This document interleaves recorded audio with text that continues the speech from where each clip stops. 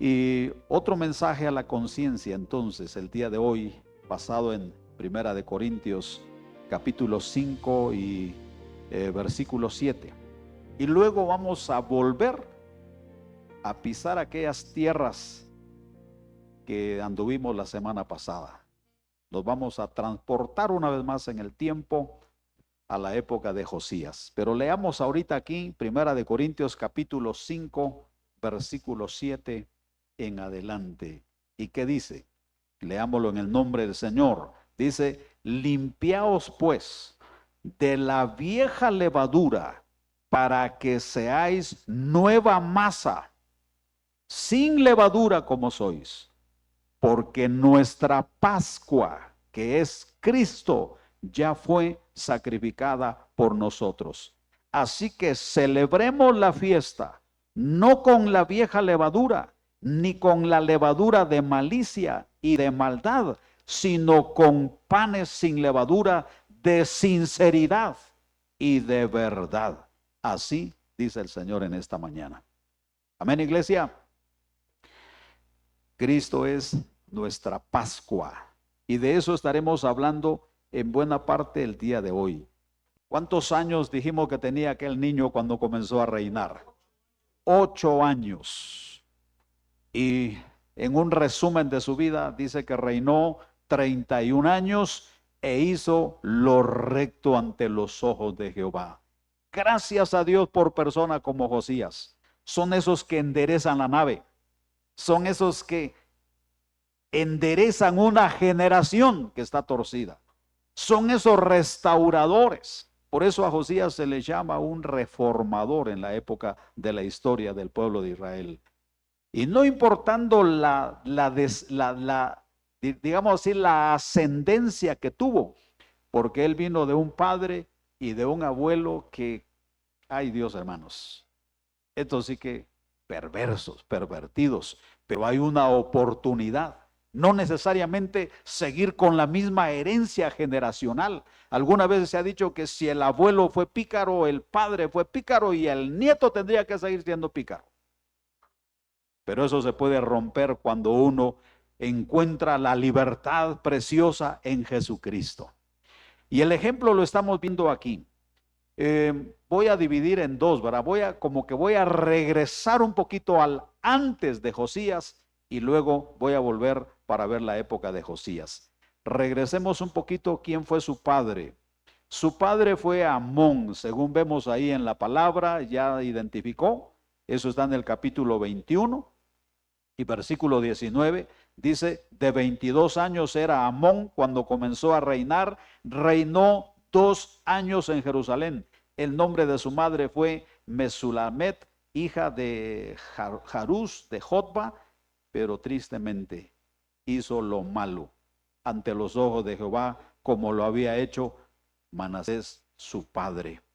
Anduvo en los caminos de su padre y sirvió a ídolos, los cuales habían servido su padre y los adoró. Oh, qué pésimo. Entonces regresemos, ¿quién fue el abuelo de Josías? El abuelo de Josías fue Manasés. Eso nos lleva al capítulo 21, primeros versículos. ¿Qué dice la palabra? De 12 años era Manasés cuando comenzó a reinar. Y reinó en Jerusalén, ¿cuántos años, hermano? Más de medio siglo, 55 años. Nos da el nombre de su mamá, pero el versículo 2 dice, e hizo, ¿qué? Lo malo ante los ojos de Jehová, según las abominaciones de las naciones que Jehová había echado de delante de los hijos de Israel. Este volvió a edificar los lugares altos, que eran lugares de idolatría, que Ezequías su padre había derribado, y él los volvió a levantar. Levantó altares a Baal e hizo imagen de Acera, conforme había hecho Acab, rey de Israel. Su modelo fue Acab. Adoró a todo el ejército de los cielos, rindió culto a aquellas cosas. Versículo 4, asimismo edificó altares. Oiga esto, hermano. Este hombre sí fue bárbaro. Edificó altares en la casa de Jehová. ¿Se imagina? Llenó de impureza la casa de Jehová.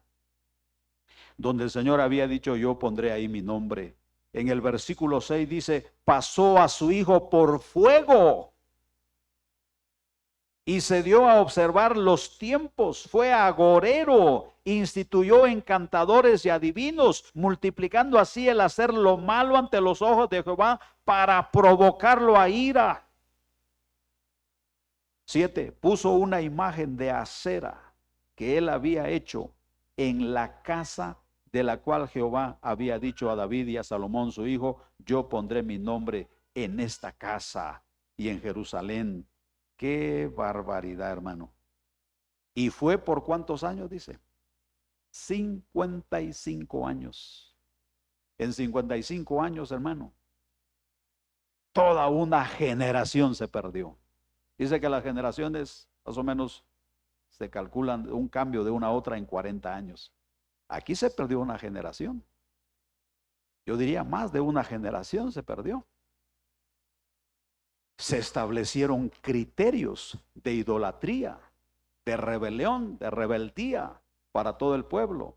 Y por eso las consecuencias trágicas no se pueden esperar. Pero gracias a Dios por Josías, hermano. Porque de verdad quiso aprovechar la guianza, la dirección del Espíritu Santo, y ese estuvo dispuesto a ponerle un hasta aquí a todo ese deterioro espiritual. Escuchamos en el segmento del mensaje anterior que convocó asambleas, llamó a los líderes del pueblo, llamó a los principales y les hizo una propuesta. Les dijo, hemos desobedecido, hemos fallado, hemos faltado, nos hemos apartado del conocimiento del libro del Señor, no hemos guardado sus ordenanzas, hemos sido rebeldes en extremo, y les arrancó un compromiso. Hicieron un pacto en ese día, solemnemente, que a partir de ahora serían fieles en resguardar los principios de la palabra de Dios, que no se volverían a apartar por ningún otro motivo. Y todo confirmaron que así sería. Gracias a Dios por eso.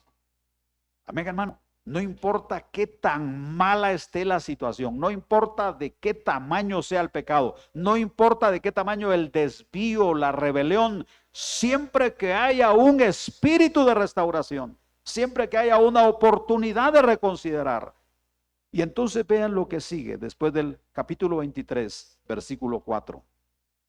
He aquí un hombre que tenía una gran determinación, Josías, no importando, a los 18 años se encontró con el libro de la ley y consagró y juró obediencia, lo cual significa que ser joven no necesariamente debe ser una condición para inclinarse a lo malo.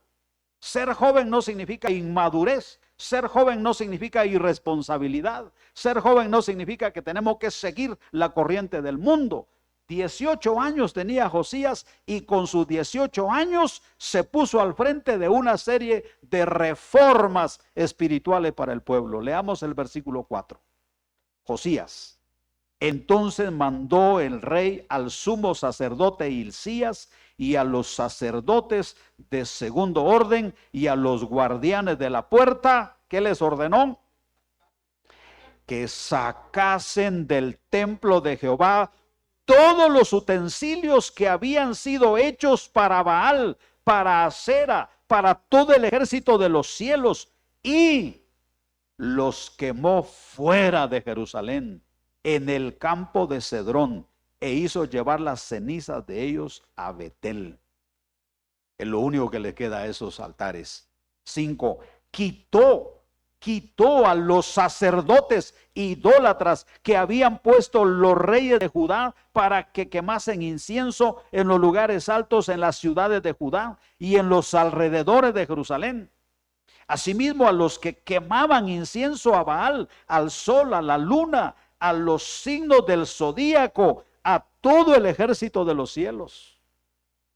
Hizo sacar la imagen de Acera fuera de la casa de Jehová, fuera de Jerusalén, al valle de Cedrón.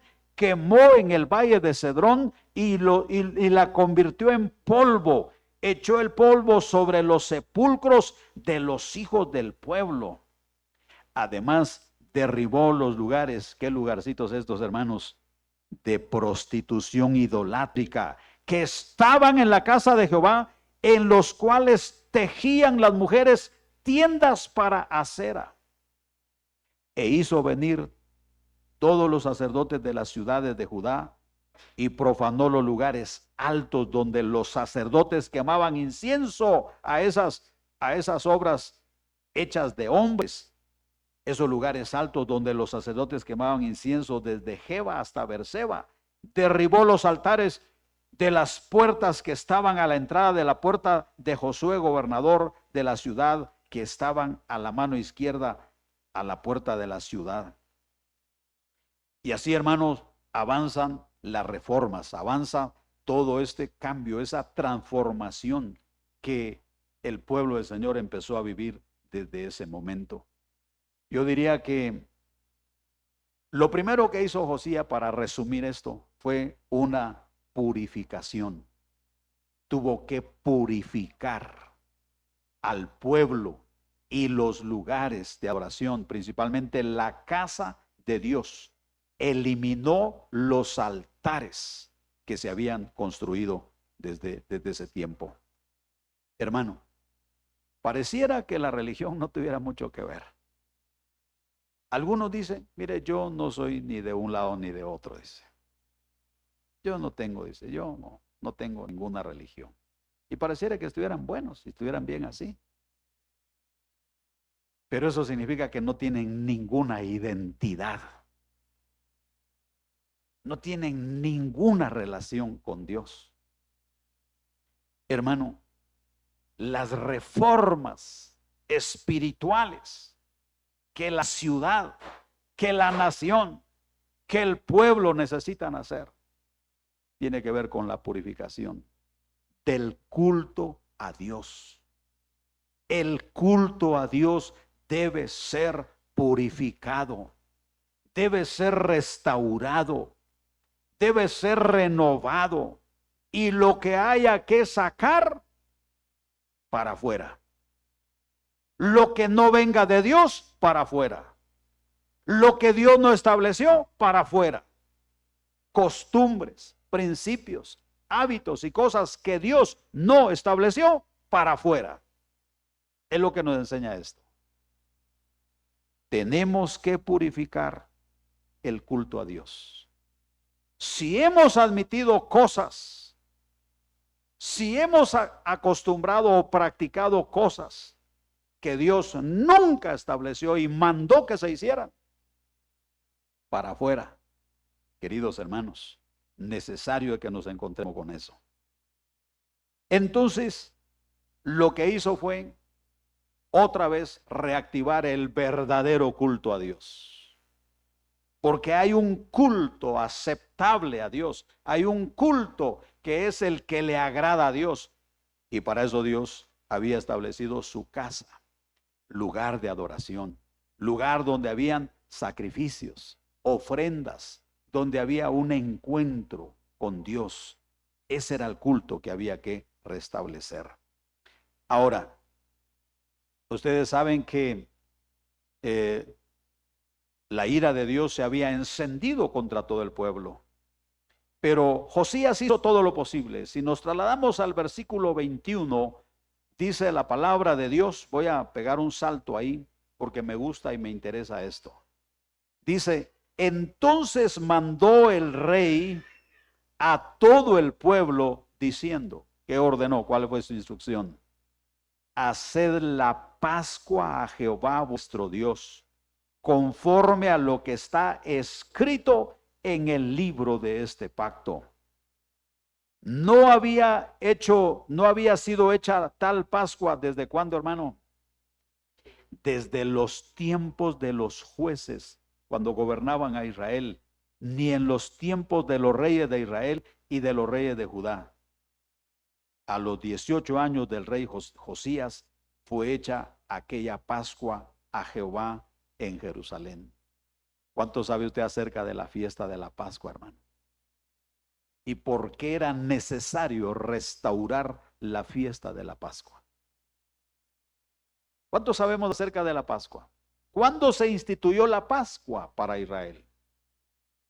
Y eso nos hace retroceder en el tiempo y regresar hasta aquella época, allá en Egipto, en aquel día de liberación para el pueblo, pero de juicio sobre los egipcios por haberlo retenido, por haberlo esclavizado al pueblo por cerca de 400 o 430 años.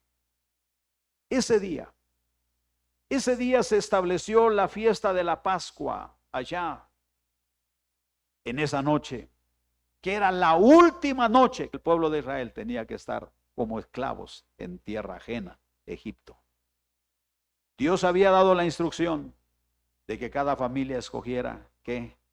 Un cordero limpio, que no estuviera dañado, que no fuera ciego, no fuera cojo, el mejor que tuvieran. Y entonces tenían que sacrificarlo. Hacer dos cosas. Con la sangre poner una marca en la entrada de sus casas. Y la carne comérsela asada con hierbas amargas. Como recordando, así fue la amargura que hemos tenido aquí en Egipto. Esa era la última cena. Porque a partir del día siguiente Dios los sacaría con mano fuerte y poderosa y los llevaría, según su promesa, a una tierra buena, ancha, que fluye leche y miel.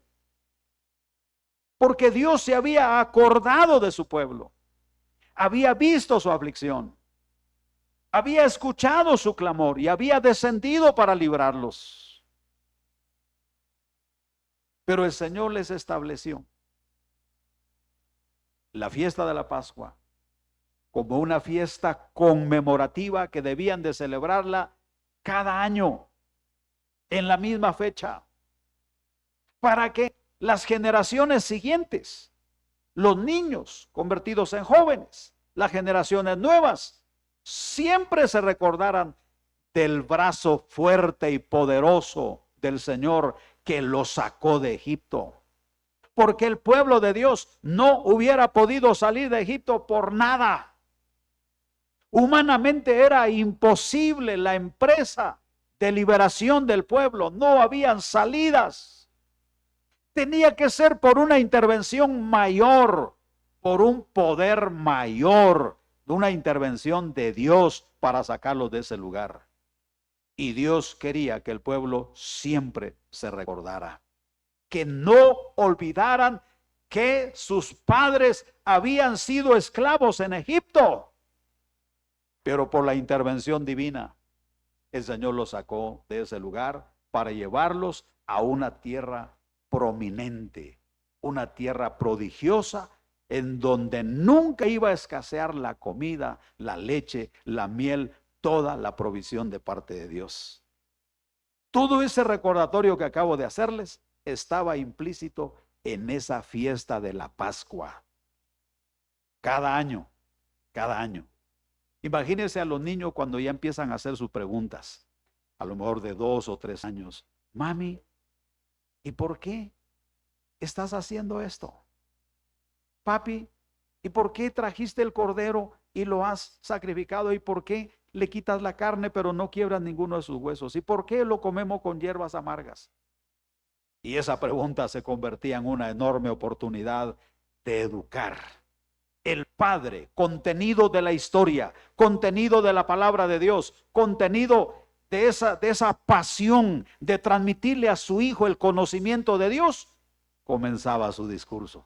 Hijo, todo esto comenzó hace tantos años atrás, cuando Dios tuvo misericordia del pueblo y nos sacó. Siendo nosotros esclavos, Dios nos trajo a libertad. ¡Qué maravilloso, hermano! ¡Qué maravilloso cuando un padre contenido de la palabra, contenido de la historia, consciente de la mano de Dios, hace prevalecer esos principios en sus hijos, hace crecer la fe de ellos, hace crecer la gratitud, hace crecer el servicio, porque le dice, desde entonces nosotros somos fieles servidores a Dios. Amén, iglesia. Entonces, ¿qué pasa cuando se deja de celebrar la Pascua?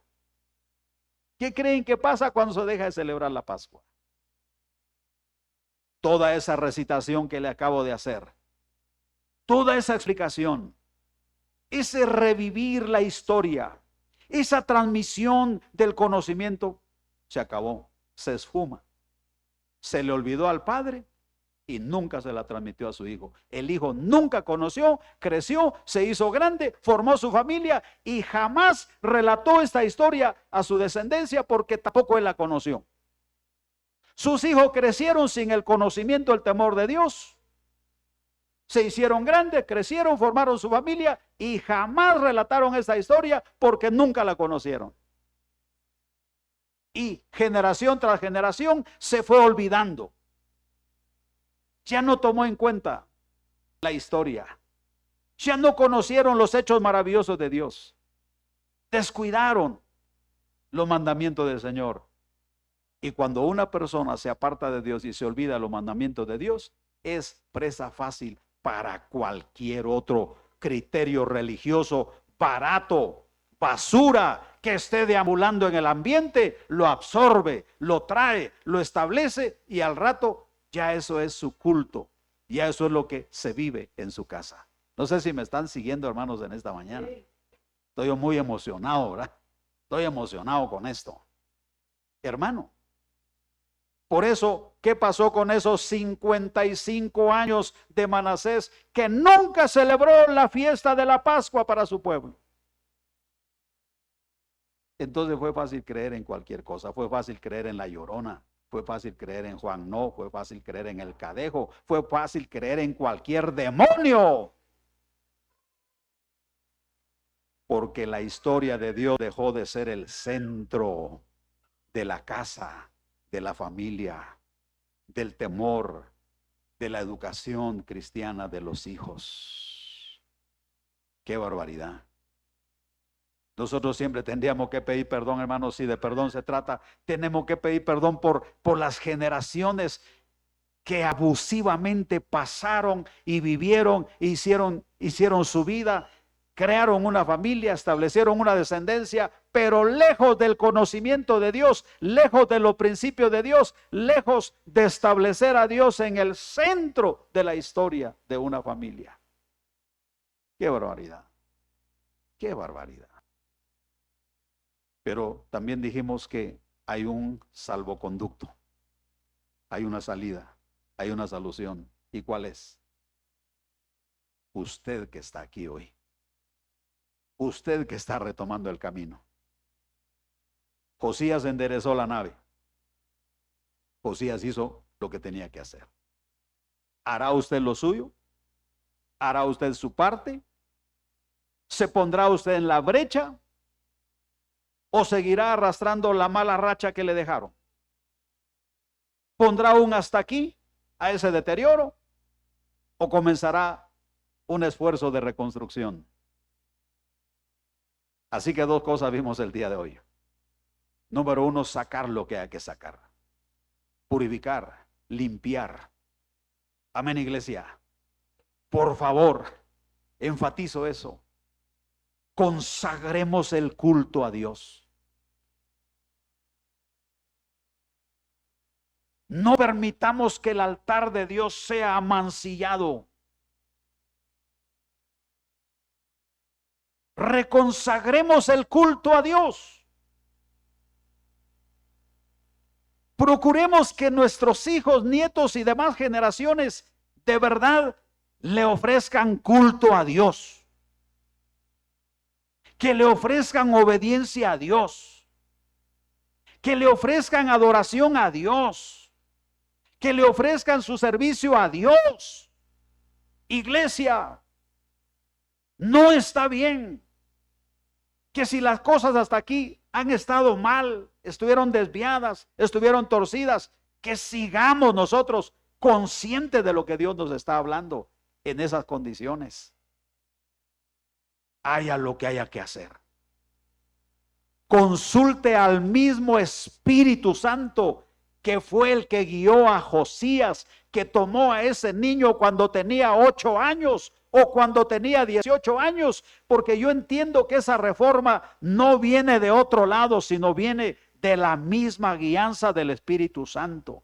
El mismo Espíritu que guió a Josías. Dígale, Espíritu Santo, ayúdame. Ayúdame a enderezar esto.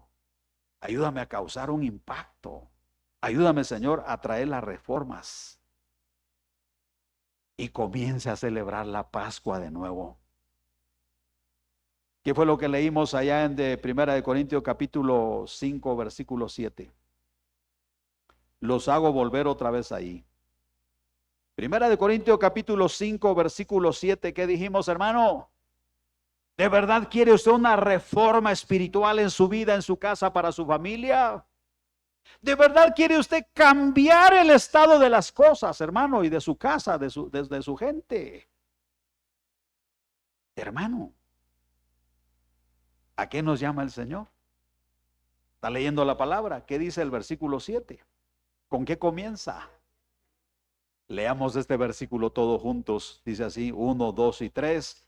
Limpiaos pues de la vieja levadura, para que seáis nueva masa, sin levadura como sois, porque nuestra Pascua, que es Cristo, ya fue sacrificada por nosotros. Así que celebremos. Y, oiga, nos manda a celebrar. Celebremos la fiesta, pero ¿cómo, hermano? No con la vieja levadura, ni con la levadura de malicia y de maldad, ni con la levadura, perdón, sino con panes sin levadura, de sinceridad y de verdad. Yo pienso que más claro no puede estar lo que el Señor nos está pidiendo. Hermano, les hablé de la importancia que tenía la fiesta de la Pascua y celebrarla, ¿verdad? Jesús en su última noche, antes de ser aprendido, celebró la Pascua con sus discípulos. ¿Se acuerda? Comieron carne esa noche, la carne del cordero. Después de haber comido, Él partió un pan delante de ellos y les dijo, este pan es mi cuerpo que por ustedes es partido. Y luego tomó la copa de vino y le dijo, esta copa es mi sangre que se derrama para la liberación de ustedes de sus pecados. O sea, Jesús fue fiel, hermano. ¿Sabe por qué? Porque sus padres se lo enseñaron. Él siempre celebró la Pascua. Hay que acordarse de Dios. Hay que acordarse de la mano poderosa de Dios. Hay que acordarse que Dios es el que trae la libertad, el que trae la liberación. Y Jesús lo hizo perfectamente. Pero luego avanzó la revelación. Y ahora, según el apóstol Pablo, ¿quién es la Pascua para la iglesia? ¿Quién es la Pascua para nosotros? Y según su palabra dice, Cristo es nuestra Pascua. Amén. Eso significa, Él es el Cordero. Él es el Cordero. En su cuerpo llevó nuestro dolor. Amén, iglesia. En su cuerpo llevó nuestras enfermedades. En su cuerpo cargó toda maldición. Sobre su cuerpo llevó toda afrenta, toda vergüenza. Su cuerpo es el cuerpo del Cordero Santo que es Jesucristo. ¿Y qué de su sangre? ¿Qué podemos decir de su sangre? Según la palabra dice, la sangre de Jesucristo, su Hijo, nos limpia de toda maldad. La sangre de Jesucristo, su Hijo, nos limpia de toda maldad. Yo le voy a enfatizar eso, hermano. Y me voy a incluir yo, ¿verdad? Porque yo no soy de otro material que el de ustedes. Pero escuche esto, hermano, y escúchelo con mucha atención. Lo voy a decir así, no con el ánimo de molestar y ofender, porque ese no es mi trabajo. Pero escuche esto, si en la vida suya hay maldad, si alrededor de usted hay maldad, si en su familia hay maldad, si alrededor de su familia hay maldad, y las cosas están malas, y están saliendo mal,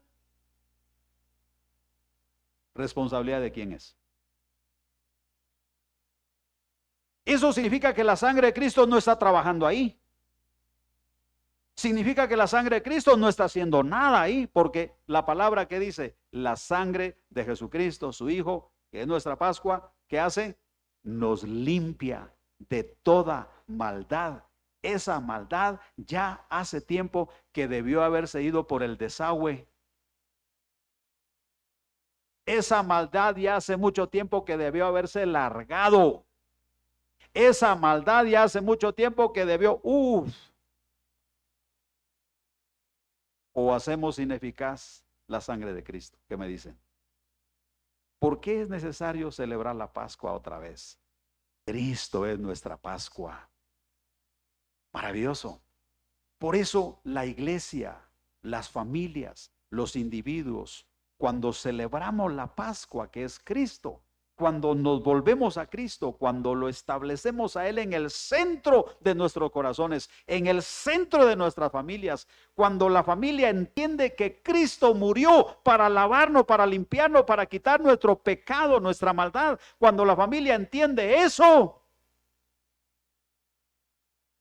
la familia se vuelve y viene a Jesús y le agradece y lo reconoce y se somete y se rinde y le dice: Jesús, no voy a desaprovechar la sangre que derramaste por mí.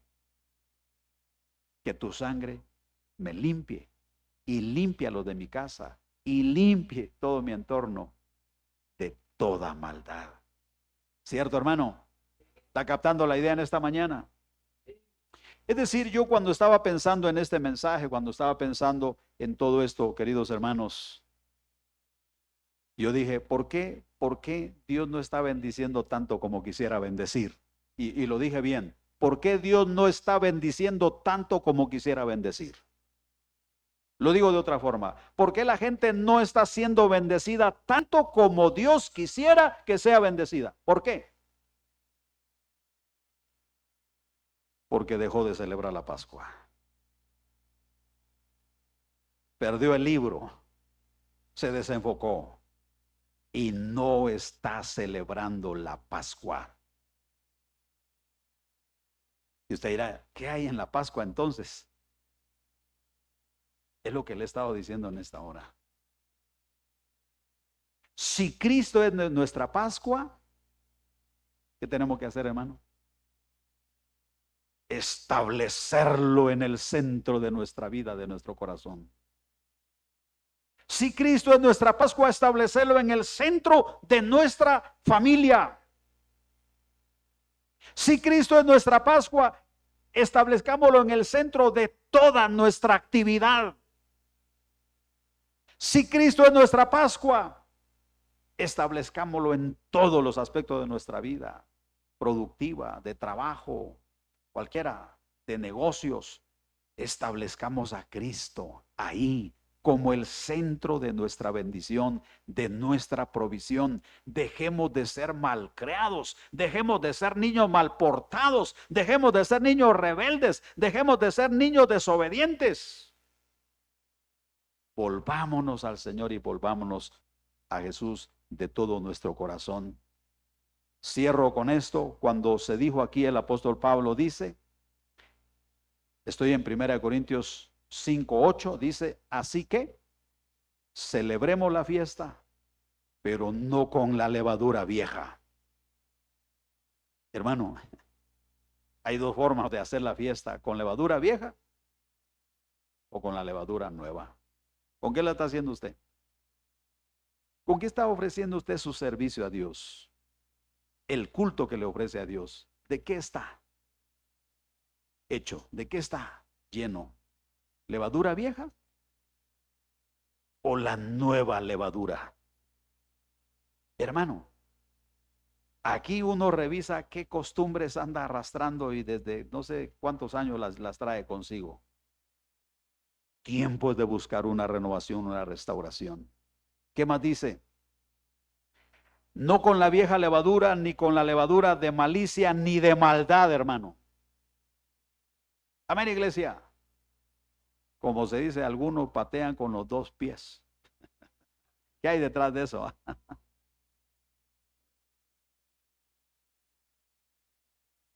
Así como quieren hacer lo bueno, también hacen lo malo. El domingo quieren hacer lo bueno, pero de lunes a viernes a sábado, lo malo. Con levadura de maldad y de malicia. Pero ¿qué más? Terminemos el versículo 8. Él dice que celebremos la fiesta, sino con panes sin levadura. ¿Y cómo deben ser nuestros panes entonces? De sinceridad y de verdad. Dos palabras, sinceridad y verdad. Amén, iglesia. ¿Cómo debe ser la fiesta para Dios? ¿Cómo debe ser el culto para Dios? ¿Cómo debe ser? Sinceridad y verdad. ¿Cuán sincero estoy siendo yo? Y hablo de mí, no de usted, porque lo podría ofender con mi pregunta. ¿Cuán sincero estoy siendo yo con Dios? ¿Hay sinceridad en mí? ¿Qué tan veraz soy yo delante del Señor? ¿De verdad vivo una verdad o una falsedad, una mentira? ¿Cómo deben ser los panes de mi fiesta celebrada para el Señor? Sinceridad y verdad. Hermano, vengan las reformas que sean necesarias. Ese es mi trabajo. Solo leer el texto para usted.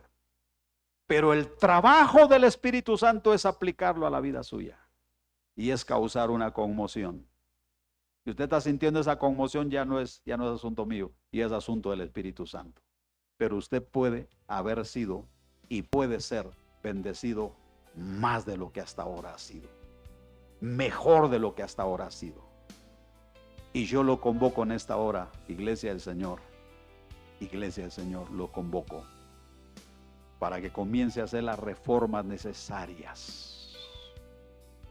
Y dije hace un rato, consúltele al mismo espíritu que guió a Josías, de 18 años, a enfrentarse con toda esa religiosidad barata, pero que tanto daño hace.